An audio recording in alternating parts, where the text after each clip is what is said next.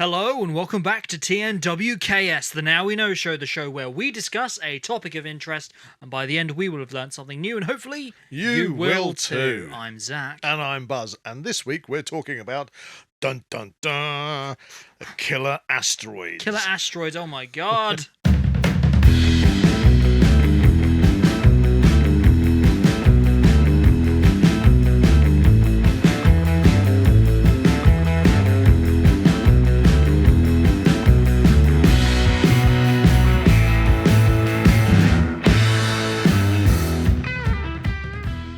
Yes, killer asteroids. Killer asteroids, now, you say. Particularly, there is an asteroid. I don't want to overcook this and make it sound like doom and disaster. Oh no, we're doomed!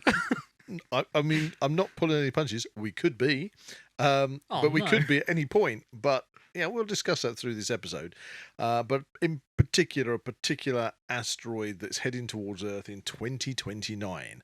Ooh. And also, before we talk about that particular asteroid, talking about a interaction that we personally experienced, yes, with an asteroid that came past the Earth just a couple of weeks ago. So that you caught on film. That's right. But first, are you feeling parched? Oh, I'm particularly parched, yes. Look, I am so parched. Look, this is the famous coffee cup. It keeps appearing on the videos. On the Dalek coffee cup. It's empty. Look, there's nothing in it. We need a coffee. So, if you fancy supporting the channel, please buy us a coffee using the link in the description below. Small help means a lot. Thank you very much if you do.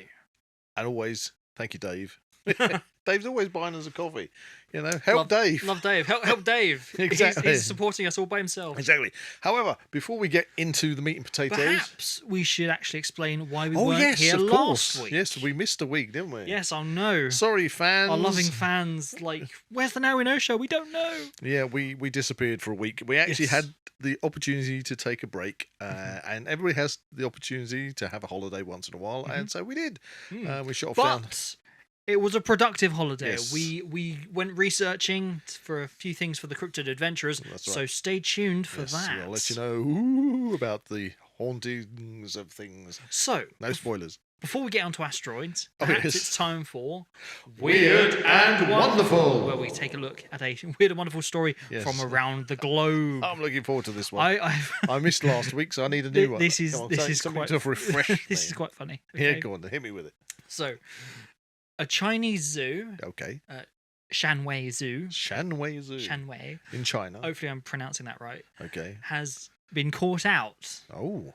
For displaying an exhibit. Oh, yes. For pandas. Okay, so they got a panda. I mean, yeah, that's pretty normal for a Chinese zoo. Most pandas come from China. However, these are not pandas come from China. Traditional pandas. Tell me more. So, the big shocking revelation was the fact that they were in fact dogs. Painted as pandas. Dogs painted as pandas being displayed in a zoo. I must admit, I've got to say, you did show me the video before we came into the studio. It's not great. And it's not great. I don't know what breed they are, but it's like a really fluffy dog. It's a really fluffy dog. And they've actually painted them black and white. I can see his big panda eyes. I can see where they're going from, where they're like, they look-ish like pandas. Well, but they were walking around on all fours like a dog. A bit of sloppy, like, tongue hanging out. so what really gave the game away? When they started barking.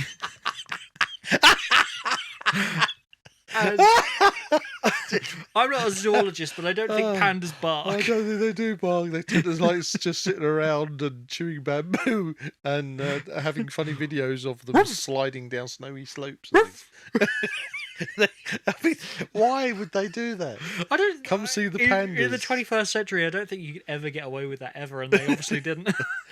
That's so funny. That is pretty weird. Oh no, we couldn't get any pandas. What do we do? Dogs.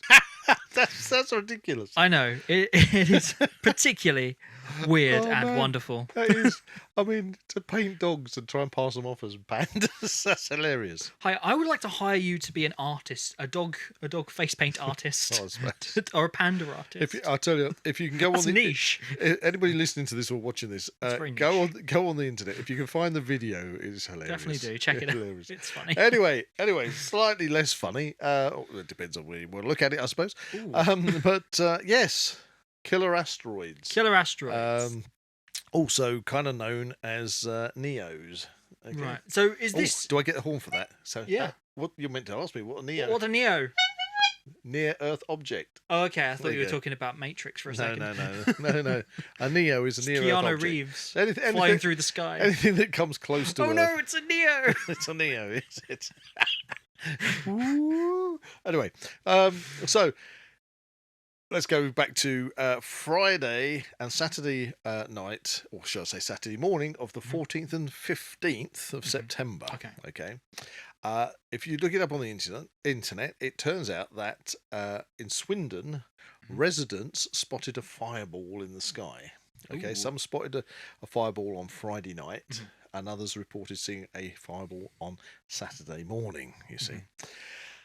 And it's all to do with that there was a 33-meter long asteroid that passed close to Earth, okay, but the explanation for the fireball remains unconfirmed. Oh no. What I can say is that NASA had predicted that the asteroid 2024 RN16 would pass the Earth travelling at 65,095 miles per hour. That's specific. Yeah, it's very specific. And around the same time, another smaller asteroid named 2024 RK13 also passed even close to Earth. Great. And they passed on the same evening. So I'm assuming this was the evening of Friday night on the 14th of September at around 9:05 p.m. Okay. If they had hit the Earth, the result though would have been extremely destructive. But we're talking about 33 meters wide, about 100 feet. I mean, isn't it? that's kind of feels a bit crazy. If that is entirely true, the fact that it could have been so destructive that even that fact, and they did know about it, the NASA and everything, they still didn't tell us anything. No, it's interesting because we just witnessed it. Well, actually, this is the thing. I didn't hear anything in them, and I'm usually, my ears prick up at these kind of things because I've always been an amateur astronomer and citizen scientist, as they like to call us these days. These things I always like try and keep on top of, and certainly in the news and everything, it's kind of like tells you after the event. Yeah, and I found out about this because of something that occurred with us, which I'll get to in a moment. But as you say, there was nothing publicised that I came across that it's in sort of the mainstream media or anything that we were having a flyby by an asteroid. Now, interesting thing is, the asteroid obviously was detected by NASA. It was being tracked by NASA. Probably other space agencies as well, European Space Agency. Almost may have definitely. done. Probably worldwide, to be honest. And obviously it wasn't going to hit. But debris that must have been going along with it obviously did hit the atmosphere, creating a fireball that was seen over Swindon, as I say, on the Friday night, Saturday morning. However, we've mentioned about our interaction with this particular event. Yeah. What brought this to the forefront for us was because we were on a survey. Yes. And both of us were out on a survey. A late night survey. And we were out sort of Swindon way, a place called Stoke Poges. Stoke Pogues. Yeah, Poogies. Poggies. Stoke Poges. Anyway, so we were on this survey, and it was a bat survey. And on bat surveys, we use infrared cameras and monitoring equipment and all sorts. And so we were at this particular property, and there's 3 surveyors, and we've got our survey points, so we're completely covering this property and surveying for bats. When at a particular time during the evening, and you'll see that on the video. Oh, we get to show a video. That's cool. Yeah, we're going to cut to the video. That's awesome. We're going to cut to the video because this proves that it happened. Because I'll also put that up on the YouTube channel separately as well. So what occurred is I'm sitting there monitoring the house when suddenly my eye is taken way up into the sky, and this massive, I'm telling you, a massive fireball just comes streaking down through the sky, and you hear me exclaim, "Do you see the size of that shooting star?" Because obviously everybody calls these things shooting stars, even though technically we call them meteoroids or meteorites. Anyway, I said, had this thing just go streaking across the sky, a very oblique angle comes down, and then it just erupted as it disintegrated. Yeah, I've seen the video, and it was mightily impressive. Yeah, where you see the videos, which we'll put up next, is you don't see where it starts from. It started a lot higher up. Yeah. And it goes out of the field of vision of the camera. And when it actually broke up, it just sort of like broke up into a most fantastic ball of multicolored, rainbow-colored mush in the atmosphere. But it was this is a big lump. Okay, Yeah. So at that moment, it was like, wow, did I catch that on camera? Yeah. Because I didn't know. I mean, my eye was taken to it, so I wasn't looking at the camera monitor or anything. I'm looking up at the sky and seeing it come down. And then after it occurred, witnessing the majesty of the event. Yes, absolutely. I mean, I have seen shooting stars before, and people go out there and they there's nothing better than watching sort of like a meteorite shower coming in, and you see the little meteorites going across. Well, I remember back in the day we would like lie on the trampoline looking at the shooting stars and things. That was really good fun. A big 30 what was it, about 15-foot trampoline, where you chuck all the sleeping bags and everything over it. And I'll tell you, if you've never done it before, if you've got a trampoline in the garden, cover it in blankets and sleeping bags, and it makes the most perfect stargazing platform. You just lie there and watch the sky, and it's fantastic. Extremely comfortable. But you see them, and normally you see the little meteorites, and it's like, oh, there goes one, there goes one. And on occasions over the years, I've seen some big shooting stars, meteorites, blazing across the sky. This one was big. Okay, so let's cut to the video and let's take a look at that. You'll see what I mean. Whoa! Did you see that shooting star?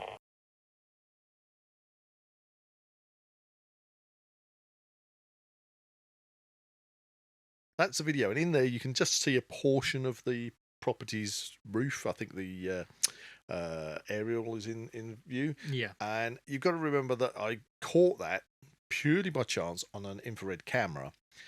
So I wasn't, stargazing or hoping I was going to catch something. Exactly. Just by chance. And it's just fantastic. You're in awe. I was in awe of this thing.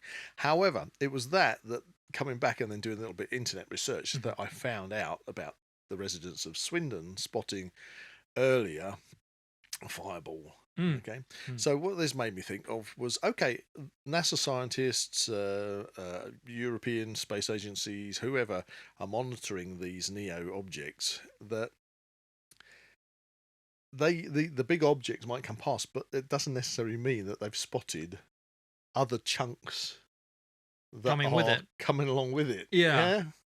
Because so, obviously in that instance they would obviously default to the main body of whatever's coming at us instead of kind of the debris fields surrounding it. They could have, depending on the size of the object, their own kind of microgravity, if you like, which attracts other bits and pieces and debris that is coming hurtling through space with it at however many miles an hour, 65,000 miles an hour. Jesus. But that must have been a hell of a big chunk, to be honest. And obviously it didn't get through the Earth's atmosphere. I saw it break up.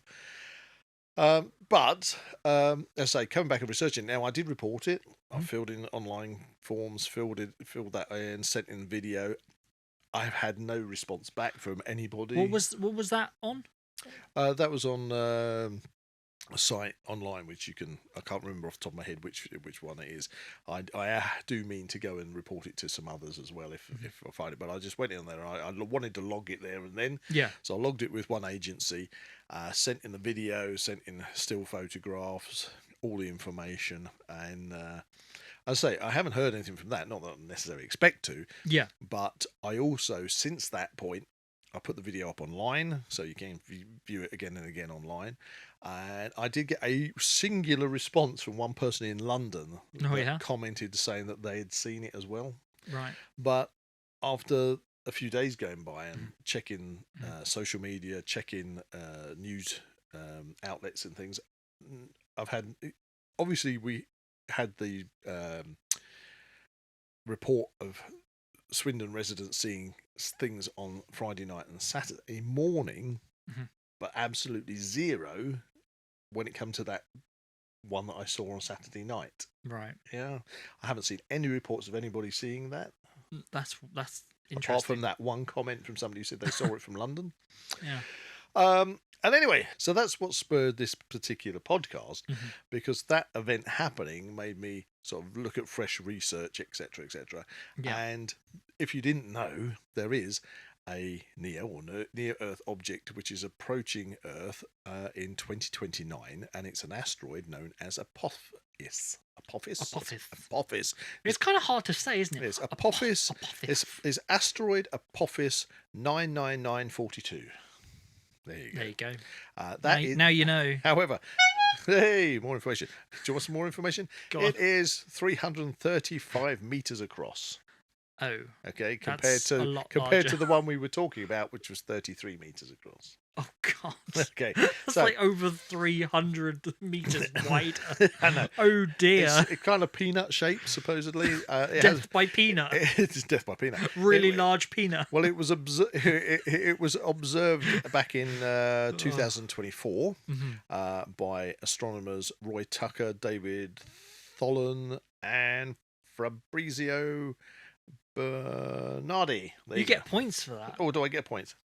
Is that point scoring now as well? I don't know. But you definitely get points. The horn is more for factoids. There's a factoid. It is a factoid. So they spotted it in 2024. Yeah. And at the time, it was marked as the most hazardous near-Earth object ever for Earth at this present time. At the present time, okay. Because its orbit at the time hadn't been calculated, and there was a very, very high potential of it hitting the planet. Out of interest, offhand, do you know the size of the asteroid that wiped out the dinosaurs? I don't. However, it was quite large. It was quite large. I don't think it really takes. I think if if Apophis hit the Earth, okay, if it hit the big Earth, I looked at calculations, and off the top of my head, I believe it said it would be have the same release of energy of hundreds of nuclear missiles or bombs going off at the same time. Great. But I don't know if it would actually create an ELE. So that is ELE. Yeah, an ELE. What's ELE? ELE is an extinction level event. Oh, which you were just talking about with dinosaurs, where you're pretty much destroying like 99.9% of the life on a planet. That's not good. And of course, then surviving things manage to pull it through. But you don't want an ELE event. No. But if you had if Apophis hit the Earth, it would be a very major disaster for wherever it hit. And I dare say that it would have ramifications around the planet. Yeah. However, since 2024, the NASA have obviously been tracking it as well as other space agencies, and they don't believe it will. They don't believe it will hit the Earth in 2029, but it will come close. Okay. How close? Okay, so it's going to come about 20,000 miles. And that sounds a long way, but when we're talking about space, it isn't. No, that's closer than some of our geosynchronous satellites. That's probably a better way of putting it. If you've got the Earth and you've got the satellites going around the Earth and you've got geosynchronous satellites that may be monitoring, I don't know whether they're monitoring weather or Google Maps, I have no idea, but it will be coming past us, between us and our own satellites. Yeah, that would be incredibly lucky for any of them to. It will be able to be observed from the eastern hemisphere. Eastern Hemisphere. Okay, so I don't think we're going to get to see it over here, but hopefully we'll get to see images on the internet and TV. However, so it's not going to hit us. There is a higher risk of it hitting in 2068. Right. And just to calm you down, it should be okay for at least 100 years because it keeps coming back, you see. So you should be all right. It probably won't hit us. Oh, great. Okay. I didn't want to be the purveyor of doom and disaster. The fourth horseman of the apocalypse over here. Well, I say that. Geez. I mean, I say Apophis, but Apophis is the name of an Egyptian god of chaos. So there you go, of destruction. Oh, do you want to toot your own horn I here? can hoot my horn. Yeah, there you go. Another factoid. There you go. He knows. There you go. He knows things. I don't think I've got a single hoot here. I'm just funny. So, but NASA are sending. Okay, so do you remember they sent a satellite to? They called it the DART project, which was the double asteroid redirection test satellite that they sent to hit a small asteroid. I can't think of the name of the asteroid. That wasn't too long ago, was it? Dimorphos. That's it. Wow. And they you want to knock it out of the park. Oh, there you go. They hit an asteroid and proved using DART that they could alter the orbit of an asteroid, depending on the size, etc. etc. But could in a similar sense, could something redirect it to hit Earth? Good point. I like your questions. So I think from what I've been reading up, Apophis, if it collided with something no bigger than a fridge, that could redirect it in our direction. Just those extra little bit. But it could equally, thinking about it, it could equally direct it further away. Okay. So what are you talking about? The odds. The odds of Apophis hitting us in 2029 are calculated to be about 1 in 2 billion. Oh, okay. Well, yeah, okay. So that's... But it's not a no. It's not a no. And the reason I say this is going back to my original observation of that dirty, great big whatever it was that burnt up in the atmosphere. You don't know what it's dragging with it, or what's around it, exactly. You know, and you don't know what it might bump into. I mean, you know, there are lots of things outer space is pretty empty. It's a pretty big place. It's a big place, but it's also pretty empty in the void. But it doesn't mean that there isn't a possibility of something altering something's course or trajectory. Yeah. You know, even coming past the Earth, when it does in 2029, there is an outside chance that, for example, our own gravitational pull could affect it, which might mean that it doesn't affect it to cause us any hassles in 2029, but it could alter it to mean that it's more likely to hit us when it comes past again. You know, so there are all these things.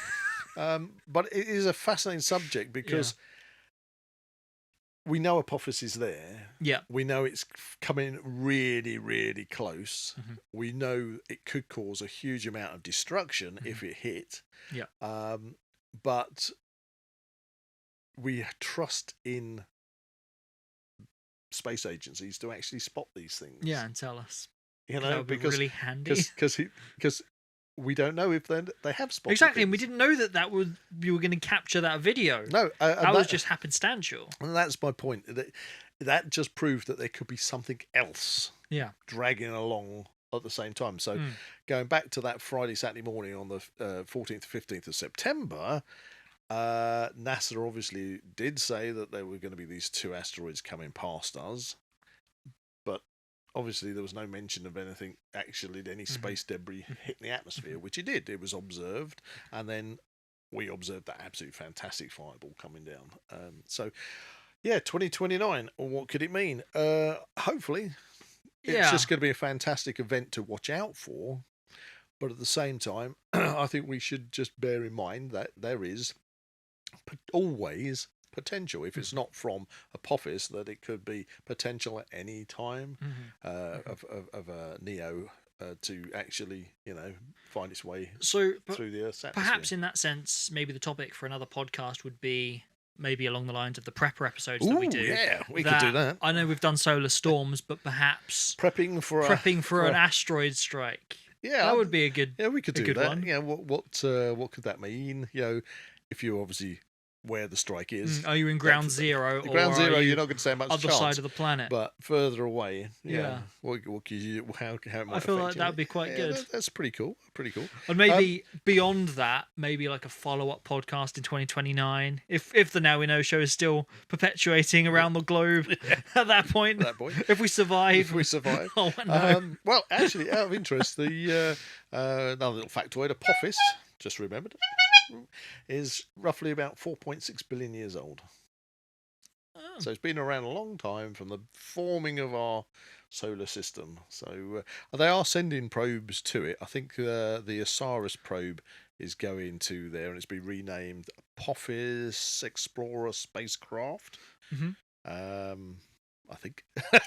But they are looking to take spacecraft too. I think. So I don't think NASA's the only one that's doing. In that sense, do you reckon how large is this particular probe? Is it fridge sized? Well, yeah. I think going back to your previous point, they could be redirected. Yeah, I'm not sure. I'm not sure if it's the one that actually did the DART project and fired out the smaller one that hit the asteroid Dimorphos. So I'm not sure. I think it might be the same probe that they've now redirected to intercept Apophis, because they obviously want to study it as it gets closer to Earth. Yeah, but it's all fascinating stuff. Having the whole idea of these things, and I've got to take myself to actually witness that object burning up in the atmosphere was absolutely stunning. That was, you can see why you're extremely lucky, because I remember when you spotted it, and unfortunately I was just in the wrong place at the wrong time to see this. I was under some trees, and you were the opposite side of the building from where I was. Yeah, unfortunately, it would have been behind you. And you were like, Zak, can you see this? Can you see this? I was like, what am I supposed to be looking at? I don't know. Because I mean, when it comes to things like meteorites hitting the atmosphere, shooting stars, you'd expect them to happen and to be over and done with between probably 15 and 30 seconds. Yeah, before they burn up. So it doesn't give you enough time to sort of say, well, actually, if you just stand up, turn around, it's just over there a bit to your left. Yeah.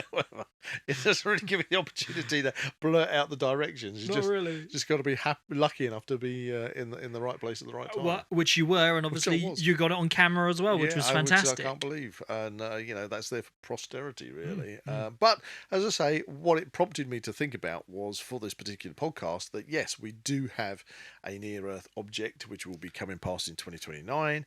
It is a lot bigger than these two that already came past recently, and so even though it's predicted not to hit us, obviously with a 1 in 2 billion chance of something could affect it, and it would, but I just think that it's worth thinking about the fact that it could also, coming in at that close range, there could be other objects that just haven't been seen that are travelling with it, because obviously that's what occurred the other night with these other two. They were predicted to pass by. They did pass by. People did see a fireball over Swindon, and then I caught this one on the Saturday night, well after the event had been predicted to happen. Something else burnt up in the atmosphere, and I can only assume, because of the size of it, that it was something probably to do with these two asteroids, space debris, being dragged along with them, which could equally happen with Apophis, I would imagine. So I would just say, be prepared. Be prepared. Should that be this week's words of wisdom? Be prepared. Perhaps. Perhaps. So I think that all this is a very fascinating thing. It's all true. It's real. It's something that we can observe in 2029. When it comes to odds, who knows? I mean, if you do the Euro millions, I think that's like 1 in 350 million chance of winning the Euro millions. Great. But somebody does. So it's easier to win the lottery. No, but the point is, somebody does. Yeah. There you go. So let's just hope there is no fridge sort of sized object that bumps into Apophis. Damn it, Elon Musk. Well, actually, it's funny you should say that, because I was discussing this to a friend of mine prior to coming into the studio. They were saying, if this is a good discussion point, actually, I'd like to discuss this with you. because I was just like thinking about things because I get really enthusiastic about the science, and about the reality of everything, and my mind doesn't always travel down the what ifs and down the rabbit hole. Maybes, could be, possibilities. But it was presented to me, and I suppose you've got to take this into consideration. Is this why Elon Musk and everybody are suddenly rushing to build spaceships that can take them to the moon in the next few years, to have a moon base? I suppose. Is it like if there actually really was a high potential of something hitting the Earth and causing major devastation, would you tell the general public? Well, that's very speculatory, isn't it? Well, would a government or a space agency or anybody like in what are those movies? Armageddon, Deep Impact. That's it. It's like we should have dug those out and put them behind us. Oh, that'd be quite the search. Yeah, but if you're in that situation, would you actually tell the general populace before the event? Because otherwise, people are just going to start to go, right, well, 2024. Well, we're nearly 2025, 2029. It's all going to end. Well, it's all it's collapse of society, isn't it? Probably. Yeah. I mean, surely you'd want to keep people. You'd want to tell them at the last possible moment. Yeah, because somebody would spot it. You've either got to tell them at the last possible moment, or keep it under wraps until, like in the movies, a reporter or something discovers the truth behind something. Yeah. I suppose if you knew for definite that an object, that maybe not an LE-size object, but an object that is going to collide with a planet and create such destruction in one area, but that the ripples would encompass the whole planet, that if you daren't tell the world populace, because obviously they go crazy. Most human beings, they'd all be like, renowned for doing that. The doomsday preppers would be like, and all this, the religious, the religious extremists would all be sort of like, going, yes, praise the Lord, praise whoever, down with sinners. Oh my God, welcoming this, welcome. But we're not going too deep down this hole. No. But to end this discussion, it is quite a thing. So if you don't tell anybody because you don't want to cause mass hysteria, then you are going to kind of leave it until people don't have the opportunity to make too much hassle. You could just going to say, we're going to make this announcement, and these are the sudden guidelines we've got to put in place for the situation. Well, it's happened before, like COVID and things. It's like, let's not do that. Maybe this is the next COVID. Who knows? Oh God! Roll on 2029. And if that didn't cheer you up, now for this. Yeah, I know, but it actually, that is an interesting discussion point. Would you tell anybody, and how would you prepare for it? Yeah, we're going to have to do a preppers one on this. Yeah, definitely. I think preppers one, prepping for 2029. Yeah, give it a couple of weeks. The two in the 1 in 2 billion chance. Be prepared. But no, it's fascinating, absolutely fascinating. I want to see what hopefully, as predicted, Apophis will come right past us, really close. Between us and our outermost satellites, and if there is any space debris that it's dragging around with it, that maybe we'll get a kind of Day of the Triffids type display, but not with the effects of Day of the Triffids. Hopefully not. No. That would be even worse. Yes, but there you go. I can't see the asteroid. I'm blind. No, well, there you go. If you haven't seen Day of the Triffids, you wouldn't know what we're babbling on about. But there go watch it. Go watch Day of the Triffids. So there you go. So what do you think about that then, Zach? What are your feelings? I'm not sure to be happy or sad about that. I know. I'm kind of, from the scientific perspective, I'm really quite excited that something is going to be coming past so near in the future. I mean, I get that, but also I don't want it to hit Earth. I like it. The possibilities, though, go. I live here. I think the possibilities of it actually colliding with the Earth go up. So roll on 2068. I don't know. Hopefully, I want to live forever, so I will be around in 2068. Fingers crossed. But obviously, you will be. Oh, great! Be prepared. But there you go. So I just think it's crazy. Asteroids. They might kill us. they might be the end of the world that we know as we know it. Yeah. So perhaps on that note, we should move on to... Oh, yes. Wisdom of the week. Okay, this wisdom of the week. I was trying to be a bit more upbeat with this. Are you ready for this? I'm ready for it. Okay, wisdom of the week. Bestow your wisdom. In life, always keep your face towards the sunshine, and shadows will always fall behind you. There you go. There you go. Ah, that's a bit of a... That's not the That's sun. That's not the sun at all. It's getting brighter. Oh my God. It's coming our way. Oh, well. On that cheery note, while you still got the opportunity...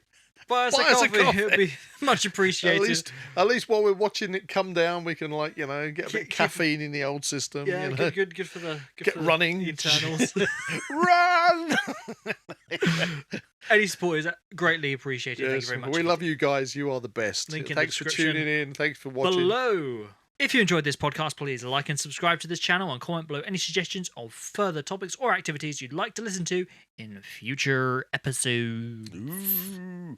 Yeah, that would be really cool because we love getting suggestions from you guys. So that's a big peanut-shaped death from the skies goodbye from Buzz.